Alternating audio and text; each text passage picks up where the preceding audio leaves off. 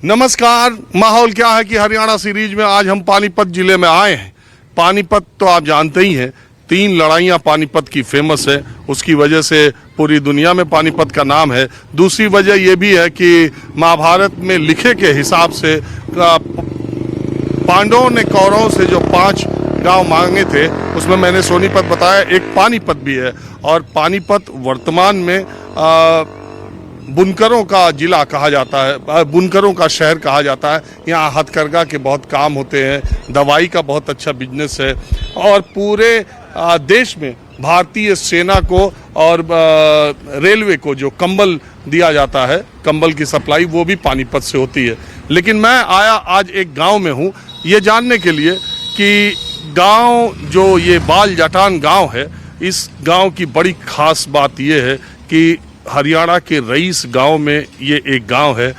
Corona काल में इस गांव ने अपनी पंचायत में से 10.5 करोड़ रुपए मुख्यमंत्री राहत कोष में दान कर दिए।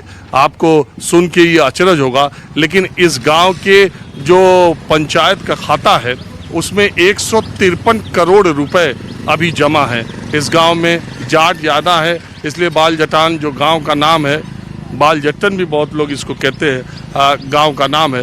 तो मैं माहौल क्या है, मैं आपको पता है कि गांव से ज़्यादा बातचीत करता हूँ, शुरुआत करता हूँ। यहाँ कुछ लोग गांव के बैठे हैं। हालांकि आप देखिए, यहाँ पिज्ज़ा पॉइंट से लेके जूस कॉर्नर से लेके सब कुछ इस गांव में है। और अब मैं कुछ चर्चा करता हूँ। ताऊ रुको, क्या नाम है आपका? हाँ, राजेंद्र।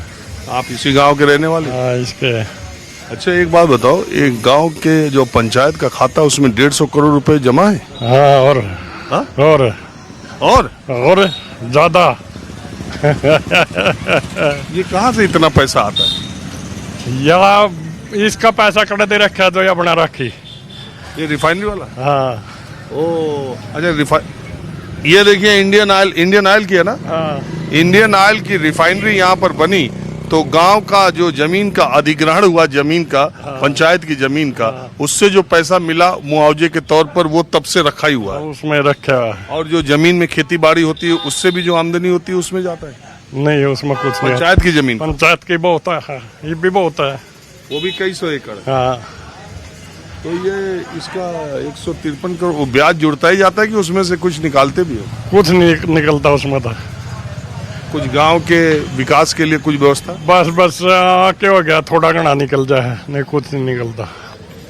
अच्छा, एक बात बताइए, अब मुझे आप ये बताइए कि गांव में इस समय माहौल क्या है? चुनाव भी आपके हरियाणा में आने वाला है। बढ़िया है, बढ़िया माहौल है। बढ़िया माहौल है।